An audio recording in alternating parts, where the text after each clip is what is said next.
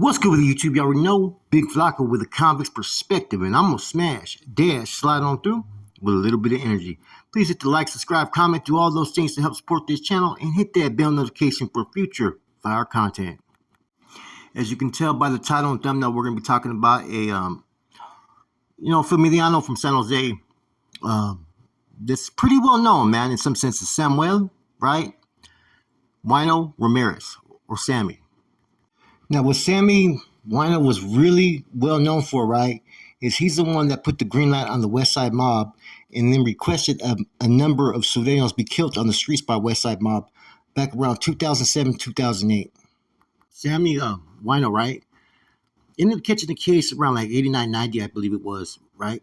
He ended up killing someone that had assaulted his brother, okay? Now, Sammy was from the West Side, but wasn't from no hood that I know of.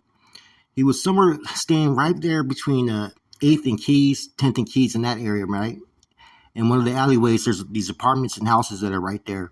And that's where he used to stay, and that's where he grew up. What's kind of ironic is that he was from the West Side and was in the area where there was not only Southsiders, but West Side Mob and Horseshoe. And at the end, before he decided to defect or cut his case, he was having issues with both West Side Mob and Horseshoe out there in the streets. In any event, when Sammy was in the county jail, I remember he used to rock with people like Wino, Carlitos, and all these other individuals, right? And he was known for handling his business, right? He was a soldado, right? Because he was good at coming out the chains. So, or at sneaking out on the 4th floor, popping doors. He was known to get motherfuckers that were in bad standings that nobody could get to. Now, if I'm not mistaken, his murder case got dropped to a manslaughter, but he also had assault with a deadly weapon. And ended up doing a lot of time. He ended up doing, I think, approximately maybe 15, 16 years. Ended up in Pelican Bay, right, around 1993, I believe, 94. And eventually was pulled into Nuestra, right? And around 1996, 97, he was pulled into the NF by none other than Skip. I think he actually may have been recruited around 94, but somewhere between 94 and 97 is when he got recruited into the NF, right? And I know that he sponsored a lot of individuals and was the maestro for basically those that were being recruited in C4 as Familianos, as well as was Huicho Gonzalez, right? You know, they say that everybody that was from San Jose that entered into C4, they were recruited as Familianos. Now, Sammy had proved his worth. He'd made sacrifices, done pegadas, killed a man on the streets. You know, he did everything he was supposed to as a foot soldier, man. And he was able to operate under the radar while he was up in Pelican Bay, you know. You had other people who were more, boisterous about their status, like people like Huicho and whatnot, whereas Wino was a little bit more kickback, you know what I mean? He didn't want his status out there on Front Street, but he was a very important part in C4 as far as in lacing up the individuals. Now, and I'm almost not for sure, but I think he was the unit commander for a minute there as well.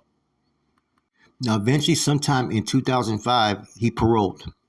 He courteously paroled to Salinas Valley. Okay, but you know what happened when he got there? They put him on potty watch, and they confiscated all the directives, all the changes that were going on that the state was trying to implement out there in the San Jose region. He was being sent out there to start a regiment by Chuco Guillen, right? As was Kramer, Stick 'em Up. They paroled around the same time. And the interesting part about it is both Kramer, right, and Wino had kind of a working relationship with their regiments out there in the streets, and they were both on the east side. And at that time, most of the individuals that were working with Kramer or with Wino had previous relationships with working with my crews or working under me out there in the streets. And there ended up being an incident. It was the incident I talked about with BRS in Baidu East Side and Mas Locos, and you know there was a cat from Capitol Park that was under Kramer's regiment at the time, right? That kind of caused a whole incident where someone got stabbed. Now I was running the investigation because at that time I was the only one outside of those that had any hoods that were working directly with me at that time, which I had BRS and I had Metal Fair that were working with me. So I called a meeting to meet up with Wino, right? And we ended up having a meeting at the place to address all these issues. Now, this is around the time when there started being a little rift between me and other carnales that were out there in the streets. Not really with Wino, but with an individual named Kramer he was working with, because when I came through, I had the full count, the full information, everything that you needed about what happened before these guys had even reported to their channel, right? I pressed up on the issue and pushed it. That, you know what, this should have never happened. None of those homeboys from BRA should have ever been attacked like that, and someone has to answer for it, is what I said. And in particular, Cyclone from the Park, right? Sammy had to leave his, they were supposed to go on a scheduled vacation, man, so he had to wait a couple hours to leave, man, which I felt pretty guilty about, but it was necessary. So that issue ended up being dealt with, okay? But that wasn't the only situation that I had run-ins with them, okay? The other ones was when they tried to implement a Greenlit on Filipino Goose. And I intervened in that. I've told that story before, and that was basically the same crew, right? Kramer and Wino, like individuals like Chone and Turtle and Shorty, Ronnie Reith, who I've known before because he used to work with me way back in the days as well. So when they couldn't get Goose to pay a fine, they were sending people over there left and right, and it wasn't producing shit. They wanted to deem him no good, and they wanted to have him hit. Now, I was probably the one that was going to have to take the dude out at the time, right? But I said, I started to find out information that the whole storyline that they were pushing on Goose was basically false information, and it had to do where I was living with, which was my old lady's house at the time, who had a roommate who kicked it with Goose. The next door neighbors was a lady who had a baby with David Locon Gonzalez, right? His brother.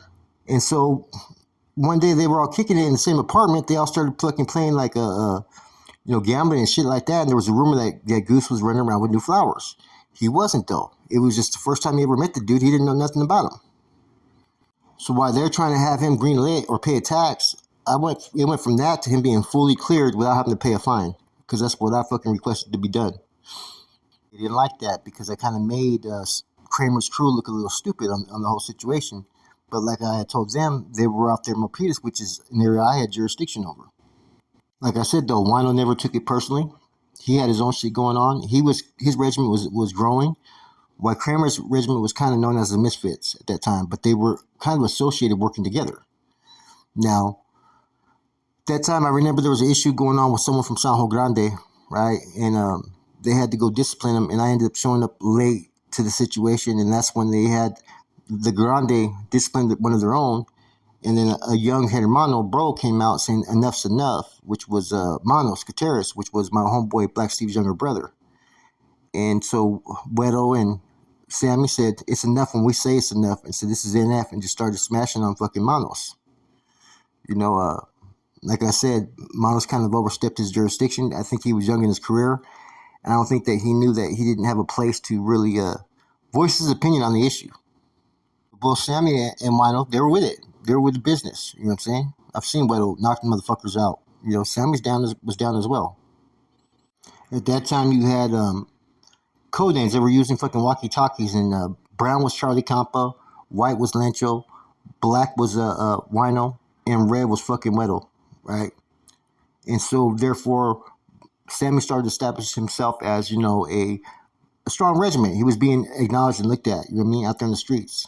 Whereas a few others, even though they had a little bit of longer time in grade, they were not being given that same equal footing as far as look out there in the streets. Some of them were dealing with Salinas, like Kramer was dealing with Pocky and them at that time. Now, Sammy's main area of making money was basically with the PCP and a little bit of the meth. That's what his crew were trying to push out there in the streets. Eventually, people got hemmed up, as we already know. And then Sammy was pretty much left out there as really the only carnal that was left out in the streets besides Charlie Brown, which is Charlie Campa from Hollister. Charlie Campa had been out for a while. Charlie Campa, myself, Chiniquas, and a couple, like maybe one or two others, were the main ones that were out there during the restructure and rebuilding of the San Jose Regiment when Operation Black Widow happened. And Charlie Campa had yet to go back. But see, he was staying in Morgan Hill. And many of his activities stretched from Hollister to really Morgan Hill, even though he was in charge of San Jose for a while. He always let his second run San Jose, and he would just get the information and reports. And a lot of times, we'd meet over at their tattoo shop that he was part owner of, Fine Line Inc. Now, once Wino was in charge, right? Pretty much on the streets as the only acting C out there, right? His agenda started taking responsibility. There was on getting work at the time, okay? So he was pressing up on people like Jack Ochoa, trying to put a green light on him, what I'm saying? The other individual named Silent, Venegas, and all these other cats. Then he was pressing up on West Side Mob for Red on Red. There was an incident that happened at his house, right? At Sammy's house, that was where violence was brought to his pad where his mob stays, where there was a green light on the West Side Mob at one point. Now, that green light was already in the makings a year before. They were looking for a reason to make an example because at one point, Palmas had said, fuck Norte, right? And Palmas was under the radar. And this was around November of 2006, right? But everybody knew that there would be backlash if Palmas was put on the green light list first, if it went that route. So they got people like Laughing Boy, who was on the streets out there working with Joker, right? And a couple other cats. And as well as Laughing Boy would holler at me from time to time. And so last directive I was told was tell Laughing Boy to tell his homies to fucking get their shit together, right? Or we're gonna get it together for him. And Laughing Boy didn't know what to say, So well, they're gonna greenlight him. But the reason why they didn't greenlight Palmas first at that time was because they felt the backlash effect would happen. So they were trying to focus on West Side Mob because a lot of these dudes that were carnales had issues with the mob. Now, even though Sammy got his mom's house shot up and all kinds of shit happened, right? He elected to try to do two things. One, he wanted them to bring a certain murder count of Sudanos out in the streets. And I think there was, 4 Sudanos murdered and like 16 attempted murders out there. Maybe there was a couple other ones. But this is one thing that has never been revealed in regard to this whole situation that nobody's talked about. Now, as you already know, Jack Ochoa was giving Sammy issues basically as far as not complying with what Sammy wanted. Therefore, Sammy was trying to get the West Side Mob, who traditionally does not get along with Horseshoe, right, to take out Jack Ochoa and his associates. That was something that was in the mix, that was kept under wraps, that only very few of us knew at the time, but that's what was going on. And Lencho pretty much had co-signed on it, man. And a lot of that was because Lencho owed fucking money. So, like I said, Sammy was an interesting character, man. In the end, he kind of changed, right? As soon as the full power came to him, I don't know if he knew how to deal with it because he was doing some crazy shit like this, you know what I mean? And there was a lot of people that didn't want to really work with him, at that time. I don't know why. I thought he was always all right, you know what I mean? Now, years later, Sammy's brother, Michael and Arturo, right, or Art, were both killed in 2016. Now, this had nothing to do really pertaining to the NF. It was actually an incident that happened amongst those that were fucking not good. None of the individuals involved in the incident were in good standings, believe it or not. So it didn't have nothing to do with the NF. But 2 of his brothers were murdered in 2016 in a double slaying. Now, a lot of dudes from the mob, right, are doing life based upon an order that he gave, and then he ended up, I think, testifying in part of it. Believe it or not. Crazy shit, huh? Anyways, I hope you guys enjoyed the spill. Like I said, he had a career as an NF member for approximately maybe 14 years. So he wasn't new to this, you know what I mean? But as soon as he got to the streets, things changed. That's it, I'm gone.